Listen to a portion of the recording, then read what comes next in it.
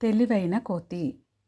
ఒక నది ఒడ్డున ఉన్న నేరేడు చెట్టు మీద ఒక కోతి ఉండేది. ఆ చెట్టు నేరేడు పండ్లు చాలా తీయగా ఉండేవి. కోతి చెట్టు మీద రుచికరమైన పండ్లని తింటూ చెట్టు మీద ఆడుకుంటూ చాలా సంతోషంగా జీవించేది. ఒకరోజు ఒక ముసలి దారి తప్పి ఆ నేరేడు చెట్టు దగ్గరికి వచ్చింది.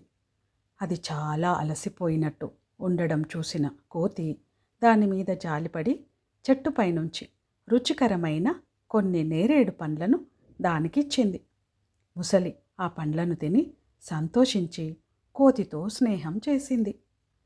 ఒకరోజు ముసలి తన భార్య కోసం కొన్ని నేరేడు పండ్లను తీసుకెళ్ళింది. ముసలి భార్య ఆ నేరేడు పండ్లను తిని ఆ పండ్ల రుచికి ఆశ్చర్యపడి ఆ నేరేడు పండ్లను క్రమతప్పకుండా తినే ఆ కోతి హృదయం ఎంత రుచికరంగా ఉంటుందో అనుకొని ఆమె ముసలిని కోరరాని కోరిక కోరింది. ఆమె కోతి హృదయాన్ని తన కోసం తీసుకురావాలని ఆదేశించింది. ముసలి దిగులుతో తన స్నేహితుడిని మోసం చేయడానికి నిరాకరించింది. ముసలి భార్య కోతి హృదయాన్ని ఎలాగైనా తినడానికి నిర్ణయించుకొని చాలా రకాల ఆలోచనలు చేసి ఆమె ముసలితో తన ఆరోగ్యం బాగాలేదని చెప్పింది. ఆమె తెలివితో వైద్యులు ఆమె కోలుకోవడానికి కోతి హృదయాన్ని తినమని సూచించారు. ముసలి భార్య తనకు కోతి హృదయాన్ని ఇవ్వకపోతే తాను చనిపోతానని బెదిరించింది.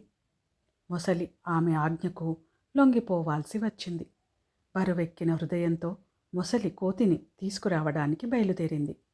అతను కోతి దగ్గరకు వెళ్ళి, మిత్రమా, నా భార్య నువ్వు పంపిన నేరేడు పండ్లను చాలా ఇష్టపడింది. నీకు కృతజ్ఞతలు చెప్పడానికి నిన్ను మా ఇంటికి ఆహ్వానించింది అని చెప్పింది. కోతి అంగీకరించి మొసలి వీపు పైన కూర్చుంది. నది మధ్యలో మొసలి నీటిలో మునిగిపోవడం ప్రారంభించింది. కోతి భయపడి మొసలిని, నువ్వెందుకు మునిగిపోతున్నావు అని అడిగింది.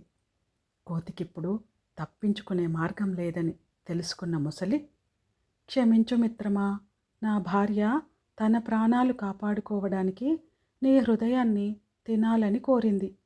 అందుకే నేను నిన్ను నాతో తీసుకెళ్తున్నాను అని సమాధానం ఇచ్చింది. కోతికి కోపం వచ్చినా అది ఎంతో తెలివైనది. ప్రశాంతంగా ఉండి అది, ఒక ప్రాణాన్ని కాపాడితే నాకు చాలా సంతోషం.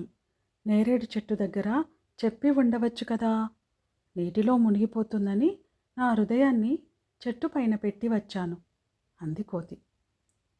వెంటనే ముసలితో కోతి త్వరగా వెళితే చెట్టు నుండి తన హృదయాన్ని తీసుకోవచ్చని చెప్పింది. ముసలి వెంటనే దానికి అంగీకరించి వెనక్కి తిరిగింది. వారు చెట్టు దగ్గరకు చేరుకోగానే కోతి చెట్టుపైకి దూకి, ఓ తెలివి తక్కువ ముసలి, ఎవరైనా తన హృదయాన్ని తీసి వేరే చోట ఎలా ఉంచుకోగలరు? నువ్వు నన్ను స్నేహితుడిగా మోసం చేశావు. ఇప్పుడు వెళ్ళి ఇక ఎప్పటికీ తిరిగి రాకు అనగానే సిగ్గుపడిన ముసలి తన ఇంటికి తిరిగి వెళ్ళింది. మనమే తెలివైన వాళ్ళం అనుకుంటే మనకు మించిన తెలివైన వాళ్ళు ఉంటారు.